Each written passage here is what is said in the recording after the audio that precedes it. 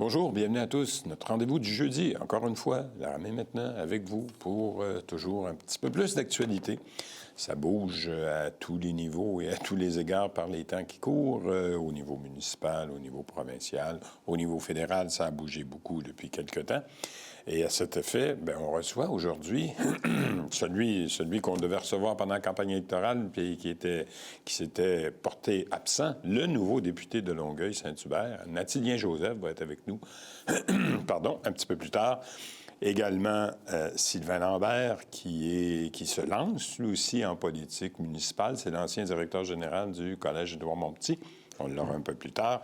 Isabelle Poulet, la députée de Laporte, est avec nous aussi dans quelques minutes pour faire le point sur un projet qui lui tient à cœur avec des jeunes de sa circonscription. Mais pour débuter l'émission aujourd'hui, c'est aussi le nouveau député de la circonscription de La Prairie à Tatéken pour le Parti libéral du Canada. Il a été élu le 28 avril dernier. C'est Jacques Ramsay. Bonjour, Jacques Ramsay. Bonjour, M. Laramie. Monsieur Ramsay, quelle surprise pour la petite histoire. Il y a un an, parce que pour la petite histoire aussi, M. Ramsay a été mon médecin de famille pendant plusieurs années. Et l'an dernier, il avait annoncé sa retraite, figurez-vous donc, M. Ramsay, de la médecine familiale. Et quelle surprise, bien, le 28 avril dernier, il a décidé de se lancer en politique fédérale, puis il a été élu. Toute une victoire, en plus, M. Ramsay. Oui. Après 36 ans de pratique en médecine générale, effectivement, Vous pensiez prendre votre retraite, peut-être? Quelle surprise! Et puis, en plus, vous n'avez pas pris un petit morceau, parce que dans la prairie, à Tatéken, le député qui était en place depuis plusieurs années, c'était Alain Terrien, le leader du Bloc québécois, qui avait remporté des bonnes et des fortes majorités au cours des dernières élections. Et puis là, vous l'avez défait, je pense, par plus de 10 de votes exprimés. Alors, ça n'a même pas été serré. Vous avez fait Alain, que je salue d'ailleurs, ouais. Il a mené une très bonne campagne. C'était une campagne très propre, avec des arguments de part et d'autre. Oui, c'est ça. Ça peut être une campagne là, de salissage loin de là, mais cela dit, vous avez remporté une victoire non équivoque. Je le disais, il y a des organisateurs libéraux de la Rive-Sud qui me disaient, Jacques Ramsay, c'est une machine, parce qu'il paraît que vous avez monté toute une équipe de bénévoles pour faire votre campagne. Parce que vous arriviez, vous n'étiez pas installé dans cette circonscription-là et vous êtes arrivé là comme candidat avec pas beaucoup d'organisation, mais ça a l'air que vous en avez monté toute une. En fait, c'est le lot de toutes les circonscriptions où le parti, le député n'est pas du parti. Alors souvent, il faut rebâtir l'association, il faut rebâtir la liste des bénévoles. Et puis, c'est la grande découverte pour moi, la belle découverte, c'est qu'on ne gagne pas des élections seuls. Ça prend toute une équipe. Beaucoup de bénévoles, beaucoup de gens très altruistes qui vous consacrent beaucoup d'heures. Alors, je les salue tous. Là. Ça ressemble à quoi, votre équipe? Une dizaine, une vingtaine? Je sais que vous avez eu beaucoup de bénévoles, c'est ça qu'on m'a dit. Oui, écoutez, ça a commencé très tranquillement, mais vers la fin, on était plus d'une trentaine de bénévoles, effectivement. C'est ça. Bien, les résultats ont été là. À quoi, aujourd'hui, avec le recul de 2 semaines, vous attribuez cette victoire-là? Oui, au travail, évidemment, de l'équipe, des bénévoles. Mais quand on regarde d'autres circonscriptions sur la Rive-Sud et ailleurs également, on voit que l'enjeu national, on voit que l'enjeu là, des fameux tarifs puis de la guerre tarifaire avec notre voisin du Sud, ça a joué beaucoup dans les votes qui ont été exprimés. Il n'y a aucun doute que la question de l'urne, c'était nos rapports avec les États-Unis. Et elle se vérifie. Là, déjà cette semaine, on a vu M. Carney à l'œuvre avec toute son équipe qui était sur les lieux à Washington et qui, je pense, a rempli certaines attentes. Évidemment, c'est loin. Ça ne se règle pas. Je me souviens plus combien on passait de temps ensemble, 12 minutes, quelque chose comme ça. Oui, ça prendra plusieurs semaines, plusieurs mois, mais déjà, le ton a été donné, l'agenda est déjà amorcé, puis on s'entend sur le principe de la chose.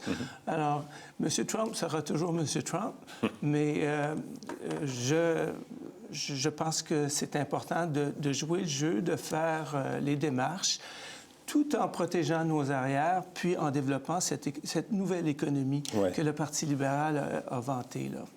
Parce qu'on a tous les moyens pour le faire. On est un pays fort. On a les industries, les travailleurs, la connaissance. Et il suffit juste de favoriser le terrain et le climat pour que les investissements soient au rendez-vous. Oui. Ça, il y a beaucoup de travail à faire. Même dans la circonscription de la Prairie à Tatéken, vous avez d'abord un grand territoire. Vous avez, oui, une industrie et des industries assez diversifiées. C'est la MRC Roussillon, plus ou moins, et c'est une des plus grandes MRC, sinon la plus grande au Québec, je pense, en termes de territoire. Alors, beaucoup d'agriculture aussi. Je pense que vous les avez entendus durant votre campagne également, que ces gens-là sont inquiets. Absolument. Écoutez, l'économie est très diversifiée. Il y a des beaux défis, il y a beaucoup de choses, beaucoup de projets en cours.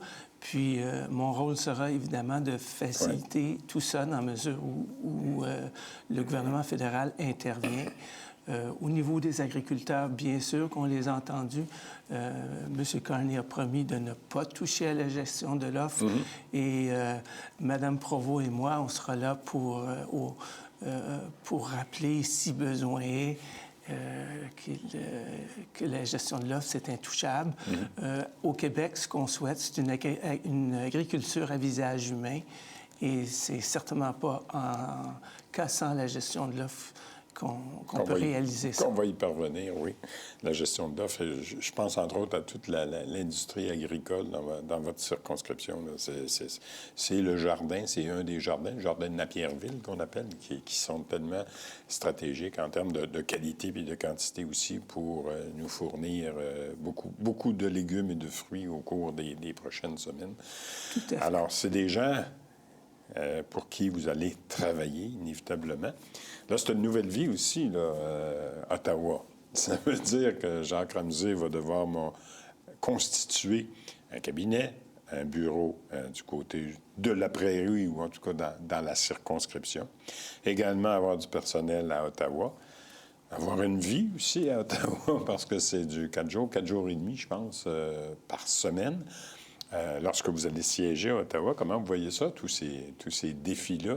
Je le répète, pour quelqu'un qui prenait sa retraite il y a un an. Écoutez, je savais dans quoi je m'embarquais, alors il n'y a pas de retour. Il n'y a pas de retour. Et donc, on a enclenché différentes choses. Entre autres, là, déjà, la semaine dernière, là, au niveau de notre bureau de circonscription, alors, il y avait 2 critères. Là. Il y avait la rapidité, être disponible pour les électeurs rapidement, et en même temps, l'accessibilité, c'est-à-dire trouver un local qui aura pignon sur rue et où les gens sauront où venir pour nous rencontrer. Il y a peut-être celui de M. Terrien qui va être libre bientôt. Alors oui, donc le locataire, c'est le Parlement. Donc on reprend effectivement, dans un souci d'être rapidement disponible, on reprend le local de M. Terrien. Et dans un proche avenir, on va chercher quelque chose où on sera peut-être plus proche des électeurs, c'est-à-dire avoir pignon sur rue. Où est-il actuellement, son bureau? Je ne sais pas. Alors, il est au 2e étage, pas loin du Tigre géant, pour les gens qui connaissent. À la Prairie? Delson. À Delson. Et donc, au 2e étage, un petit peu difficile à trouver, mais donc on a bon espoir de corriger cette situation-là rapidement. Oui, c'est ça. Pour l'heure et pour l'instant, ça va être ça, jusqu'à ce que vous trouviez un local un peu plus accessible. Dans les priorités qui vont vous préoccuper, Jacques Ramsay, on s'en était parlé lors de votre passage ici. Vous étiez candidat pour le Parti libéral. Là, vous êtes député du Parti libéral. Les priorités dans la circonscription de la Prairie, puis je le disais, c'est un des plus grands territoires, là, la MRC Roussillon, du Québec. Beaucoup d'industries. Il y a beaucoup aussi de résidentiels, beaucoup de villes et de villages. Qu'est-ce qui est prioritaire dans un contexte de gouvernement fédéral, évidemment? Alors, certainement, là, avec la crise du logement qui se vit partout au Québec, mais aussi dans la prairie à Dédagan, donc, c'est d'accompagner les municipalités pour qu'elles soient en mesure d'augmenter justement cette offre de logement. Alors ça veut dire au niveau des traitements des eaux usées, au niveau de l'eau potable, au niveau du transport collectif, au niveau de la voirie. Alors, tout ça, ce sont des enjeux. Il y a des sommes qui ont été mises à disposition. Il faut maintenant s'assurer qu'elles percolent jusqu'aux municipalités afin d'engranger rapidement ces actions-là, parce que dans la mesure où on craint un ralentissement économique, il faut justement que la création de nouveaux logements vienne pallier ce ralentissement-là. Alors, ça, c'est des actions qui doivent être rapides. M. Carney a été très clair. Il veut simplifier tout ce qui est administration, paperasse, et il veut que ça procède rapidement.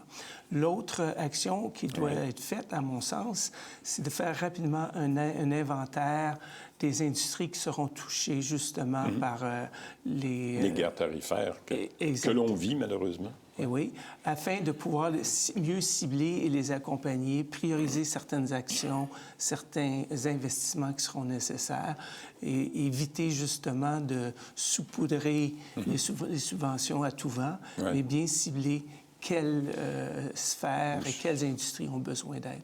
C'est ça, où sont les urgences et où sont les véritables besoins pour pas, comme vous dites, en saupoudrer un peu partout, puis que finalement, les argents n'aillent pas au meilleur endroit possible.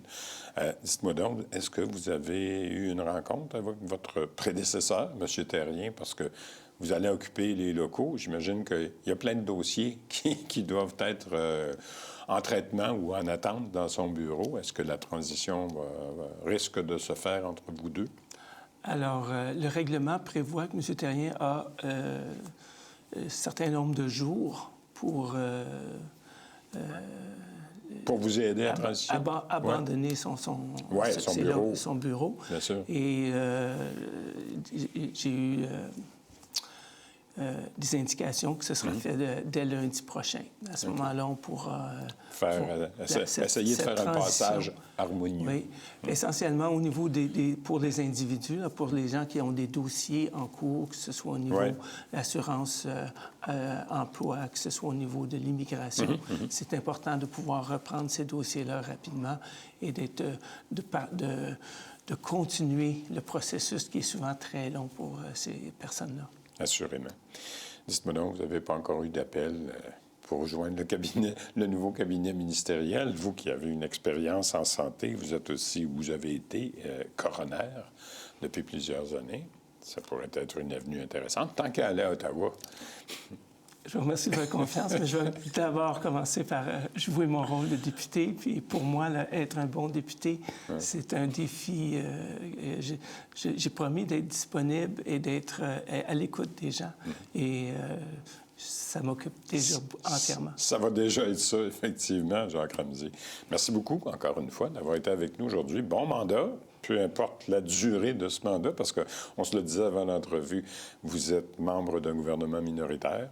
Un gouvernement minoritaire, il peut arriver parfois à n'importe quoi, mais je pense pas qu'il y ait bien du monde qui soit pressé d'aller en élection à nouveau. Alors, vous êtes peut-être là pour 4 ans. On a certainement beaucoup de choses à faire, alors peut-être qu'on aura besoin de 4 ans, effectivement. Bonne chance pour la suite. Merci. Merci. On s'en va à la pause et au retour, c'est Sylvain Lambert qui est avec nous. À tout de suite.